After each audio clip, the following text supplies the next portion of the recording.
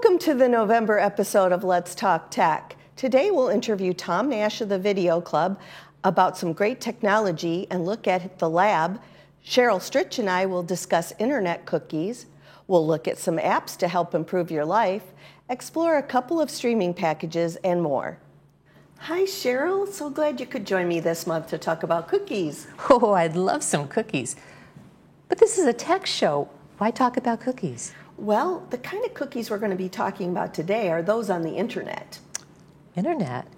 What do you mean? There are cookies on the internet? Well, you know those little annoying pop-ups that you get when you go to a website? Yeah. And that little box says accept or privacy policy. Well, it's annoying, but they do have a purpose. When you hit accept, that website adds tiny files called cookies to your computer, and they aren't always the tasty kind. So with these cookies, they can get my personal information? Oh, that's really scary. Not always. Often I ignore them, but the information that appears on the screen offers you the ability to see what cookies they want to use, and you can make the choice. For example, there are tracking cookies, technical cookies, analytical cookies. Technical cookies make the website work properly so that you have a good viewing experience. If you could just take an extra minute and choose to have them only install the ones you need in order to have the website work properly, that would be the best. So what type of cookies should I accept? I don't think I want any of them. Well, for example, if you're using a regular browser such as Google Chrome, hitting accept typically allows all the cookies to be added. But really the only ones that are necessary are the ones that are called technical cookies. So taking a little extra time when that pop-up comes up to actually go through and pick what you want to use and pick technical only rather than marketing or analytic will help you to avoid targeted ads or worse. Oh, thank you so much, Debbie. Well, let me show you a few ideas on how to do this. Here is a perfect example of a privacy screen cookie pop-up. This one is a very extensive one and gives you a lot of options.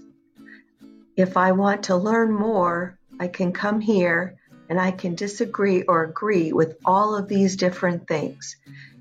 For me personally, I would disagree with all of them.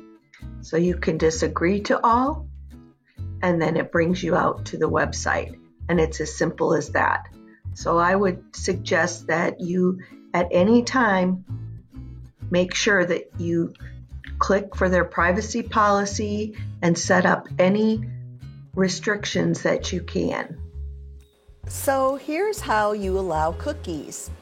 When you're in your home screen for Google Chrome, you locate the three dots at the upper right-hand corner. You click that, you go down to the word Settings, click on Settings, then you would go over to Privacy and Security, and here's where you can go to Cookies and Other Site Data. If you don't want cookies, this is where you would allow the differences. So you'll see there's a lot of options here, but you need to make sure that you review them all when you're doing this, because this is important for privacy, as I just mentioned. So you can allow all cookies. That means that anytime you go to a website, that it will automatically allow the cookies. That doesn't mean that you're going to not still get the pop-up message and have to make a choice. But once you click and accept, it will allow all the different types of cookies as we discussed. Now, third-party cookies in incognito. I'm going to be talking about searching in a few minutes. So incognito mode will be something I cover there, but sites use cookies to improve your experience. So the technical cookies that we add, that we say yes to, that remembers things. Let's say you're shopping and you put something in your shopping cart. You can also block third-party cookies. Now, I highly recommend that you block third-party cookies. Blocking all cookies is not recommended because there are going to be some websites that just won't function without the technical cookies enabled. But you can also toggle and change clear cookies and site data when you close all windows.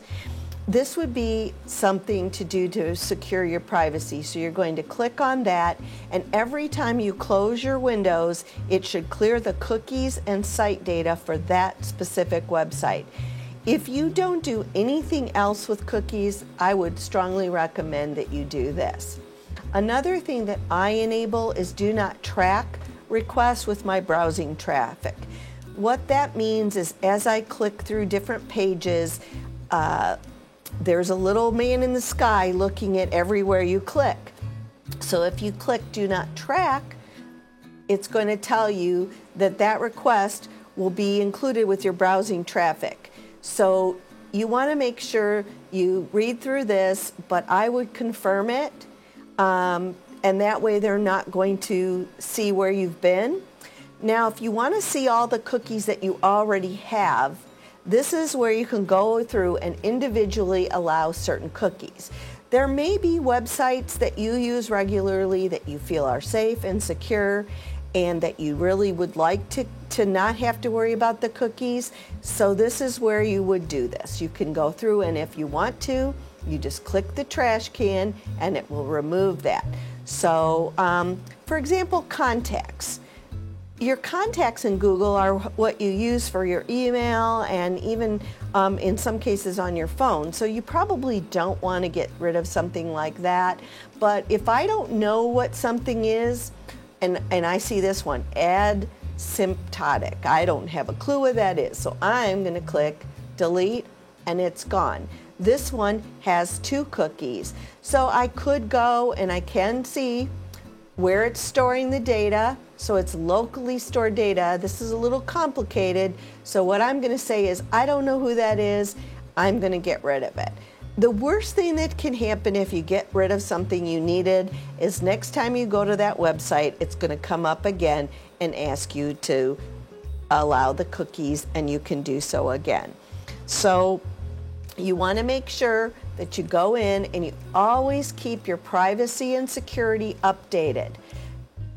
This is an important area to always spend some time with. Most people just don't even think about this page or setting these settings. But if you want to be safe when you're on the internet and you want to avoid the cookies that you don't need, this would be the place to do that. And Cheryl, another really good habit to get into is clearing your browser history regularly. Most browsers allow you to clean out those old cookies. So if you want to get rid of your browsing history, which I also recommend, you would go to the same 3 dots, you would go to history, and this gives you your entire history. And if I want to clear my browsing data, I'll come over to the left-hand side. Now it's going to ask me what type of browsing. Now this is where you mentioned that you didn't want to have to get rid of your password. So one of the things you can do is you can get rid of the cookies, you can get rid of the browsing history, you could get rid of the images and files that use up some of your memory in your computer, and you can also pick the time range. Do I want to do it in the last hour all the way up to all time? Just know that whatever you decide to clear, you're going to, depending on which part you use, it could take a while. We're not going to go into advanced today, but in a future show, we will be spending some time with this same area. So that's as easy. Just clear your browsing history and clear it all. I'm going to clear data, and now it's just clearing it for the last hour. So if I clear my browser history, will that mean that every time I enter a website, I'm going to have to enter my name and password over and over again? Well, that's also in your settings. So what you want to do is the browser history will allow you to clear cookies or clear your passwords. So you have to pick and choose. So it does take a few minutes of time. But you want to make sure that you don't leave any crumbs behind. So make sure to use that browser history. Okay, well, thanks so much, Debbie. You're welcome.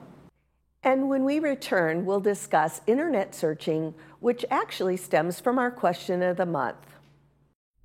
2 in 3 Alzheimer's disease patients are women. If you or your loved ones are experiencing symptoms of memory loss or confusion, call our clinic today to schedule a free screening. At Tilda Research, you will work with distinguished physicians and researchers like Dr. Ken Deck, who has served the Orange County community for over 40 years. We offer patient stipends and free transportation. Call and schedule your free screening now.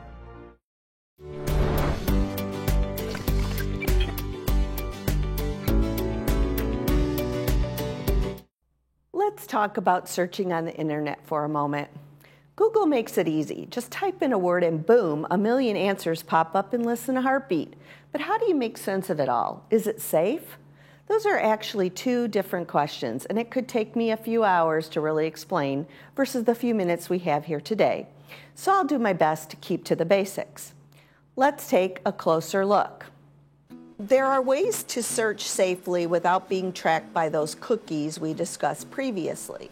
Google offers incognito options, which are easily accessed by going to the upper right-hand corner of your Chrome browser, clicking the 3 dots, and choosing Incognito window, or using the buttons on your keyboard, Control, Shift, plus N, which allows you to browse freely without being tracked.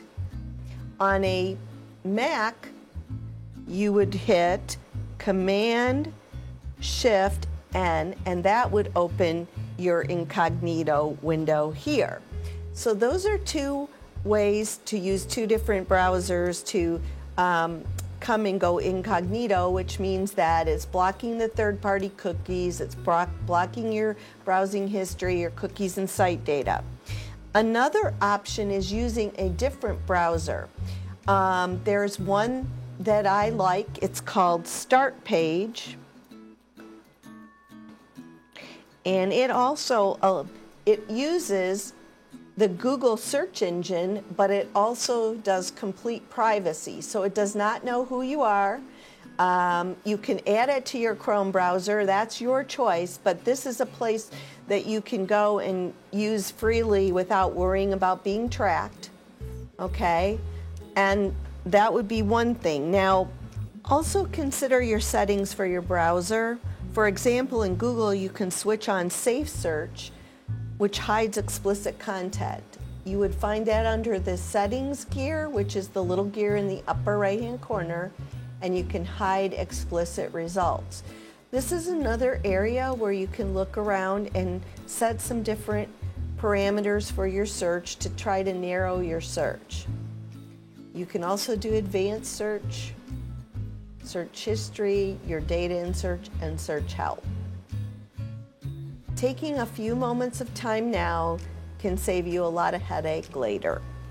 So the considerations for safety are you can search on Google freely, which means that you could have your information being tracked, but you can clear your browsing history like I already showed you, or you can go to the incognito windows, or you can use a third-party browser like Start Page. Those would be the ways that you could do incognito searching. But I also want to talk a little bit now about quality results in searching. Now let's talk a bit about quality results in searching. This can be complicated, but again, let's start with the easy stuff. The key to success can often be as simple as what you type in the search bar. Search boosters are really helpful, and they can make a big difference. There is a term called a Boolean operator. I know, crazy word, huh? And you'll never remember this word, but those common tools can help bring you the search results you want. Using a Boolean operator is one type of search booster along with phrase searching. Phrase searching uses quotation marks around the phrase, placing the words in correct order. For example, Mars bar rather than Mars bar or bar Mars. This may really limit your results. Then truncation and wildcards are an extra step that will even improve the results further. For example, truncation would be the word enjoy. So you would add a star ahead and behind the word, which would bring up enjoyable, enjoyed, enjoys, enjoyment. A wild card might be a word with more than one spelling. For example, organize, which could be organize with an S, or you could replace it with a Z, or replace the S with a question mark, or type it as organize. There are many settings in a search that can help you narrow down the information you receive. In most cases, the first things that will come up might be paid for and indicate ad next to them. That doesn't necessarily make them bad, just know that they paid to get those top spots. So if you are wondering how to get better results when searching, these tips are a good start. And up next, I traveled to the Video Lab at Clubhouse 2 to chat with Tom Nash, the Vice President of the Video Club, see the lab, learn about the technology tools available in the lab today. Hi, welcome back. We're here with Tom Nash, who is the Vice President of the Video Club, and he's going to tell us a little bit about what we have here in the studio. All right, we're in the control room of the Video Club studio, and we have a switcher. You can see on the wall behind me the various monitors and that sort of thing. So we do video production by two different methods. Here in the studio, we use multiple cameras, and we use the switcher to go back and forth between the cameras in real time. And if we're really, really clever, we can put a show together in just the time it takes to air it. Usually we are not that clever, and we have to go back and do some post-production editing to fix some of the problems. But we have the possibility of doing that. Right, right. So tell me a little bit about what the Video Club really does. I mean, it seems like you have a lot going on here. We do. In the video production area, we have 5 shows on Channel 6 at this point, Village Television. And some of them we produce here in the studio, but we also produce shows. Our newest show is called Beyond the Gates, and obviously it has to be shot beyond the gates. So we go to cities or areas of interest within a reasonable drive of Laguna Woods.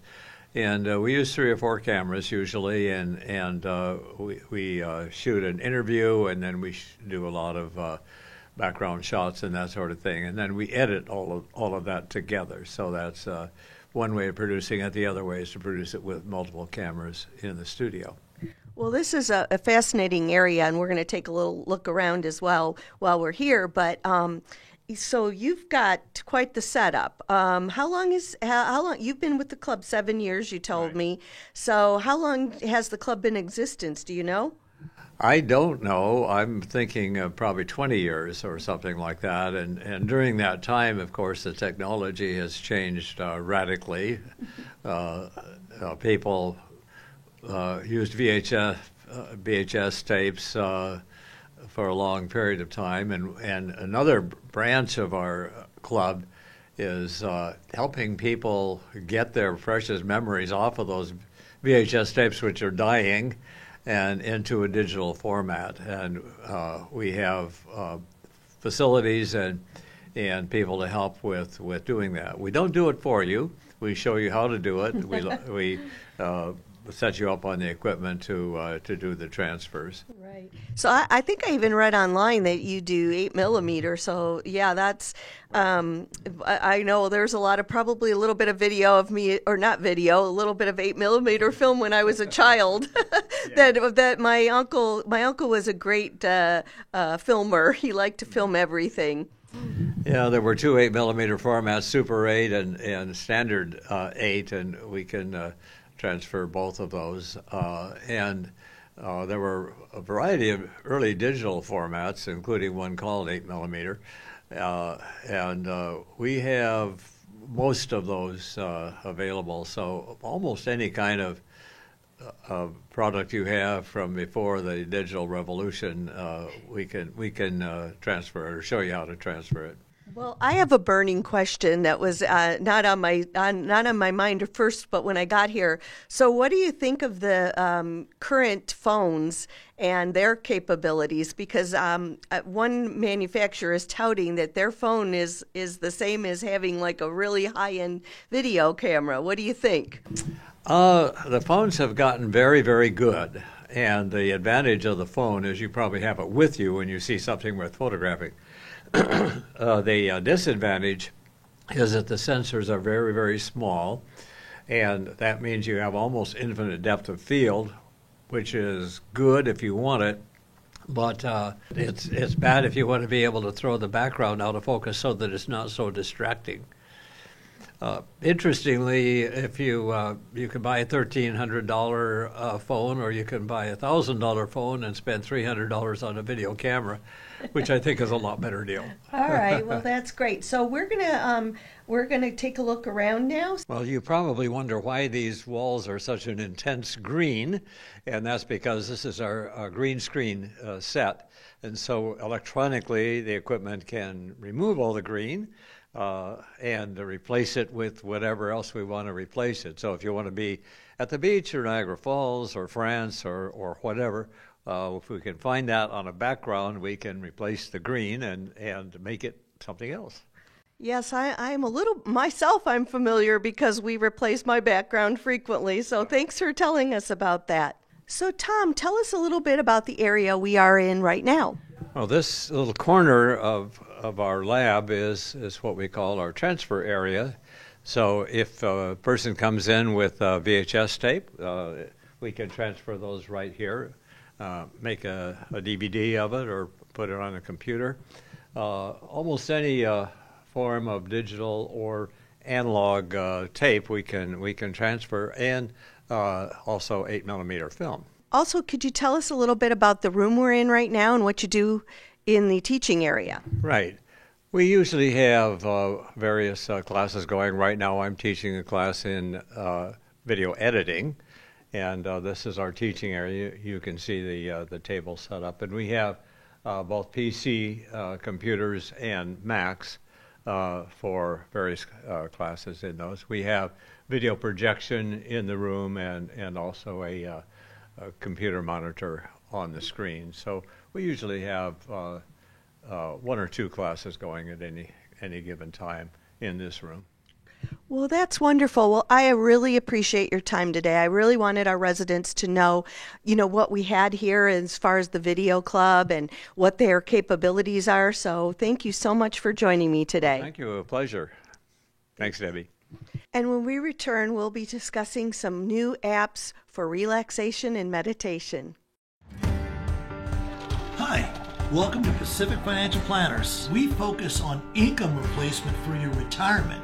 We have over 3 decades of professional money management experience. We personalize a plan that's right for you and your family. You only get one shot at retirement. Don't you think you better get it right? So give us a call for your free consultation. We can do this over the phone, via Zoom, or in person.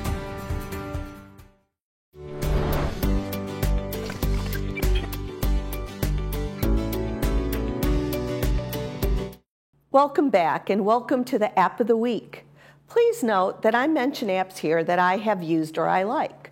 I'm not involved with any of these companies in any way, and if the apps are not functioning or removed in the future, unfortunately that's the nature of technology, particularly with a free app. This week I have a few to share from the realm of relaxation and meditation. Who doesn't need that? I've tried Calm and use Insight regularly, both the free versions. Calm is an app that's built on what's called a freemium model. That means they have a paid version and a free version, which gives you access to their daily meditations, breathing exercises, mood tracker, sleep stories, and music tracks, and some guided meditations, but you don't need to buy that. I've heard many good things about Calm. Insight Timer is another great app that I use regularly, particularly the sleep portions. It can help calm the mind, reduce anxiety, manage stress, help you to sleep deeply, and improve your overall disposition. Some of the free features that they tout are thousands of free guided meditations, select by time for short meditations when on the go, helping you to build a simple daily habit, which I really like because you can tell it, I only want a 2-minute, thousands of music tracks, ambient sounds, and all types of things to help you relax, focus, and sleep better. Next, I'm going to jump back into streaming. We have a great deal here in Laguna Woods Village for our TV viewing needs. Our broadband offerings are unmatched at the price anywhere. However, with smart TVs and the advent of streaming packages, many of us are and should be looking towards the future for streaming as the way of the world. First steps to cutting the cord that you should consider are, what type of TV do you currently have? If you don't have a smart TV yet, you'll really need to consider buying one in the future if you want to have full streaming capability. Do you use any streaming devices now, such as Roku or Apple TV? Then make a list of what you watch over a period of a month. Once you have that list, narrow down the list to the top 10 most watched TV shows. If you're already streaming, how many of the top 10 most watched TV shows are being streamed on streaming versus regular TV? A few other considerations that I have heard about are, we've become comfortable with our channel guides, which have been listed by numbers pretty much for our whole lives. But with streaming, the channel grids look the same as cable and satellite, but live streaming providers use an app on a streaming device like what I mentioned, Roku, Apple, or Amazon Fire TV, instead of a physical receiver or DVR box, so they show a channel icon. Except for low-cost TV stations, there are no channel numbers. Initially, this is probably the weirdest difference you get when cutting the cord, but you'll get over it. TNT is still TNT, if not numbered. Though no single streaming service covers every need for every viewer yet. So keep that in mind. One of the goals of this show is to offer you snippets of future technology ideas, such as streaming. Also, if you have a smart TV, as our broadband adjusts for the removal of analog channels, you may need to periodically have your TV do a channel scan. Thank you for joining us today on Let's Talk Tech. The goal of this show is to provide small bites of technology information and training in an enjoyable way. We value your questions and input, so please send us your thoughts to talktech949@gmail.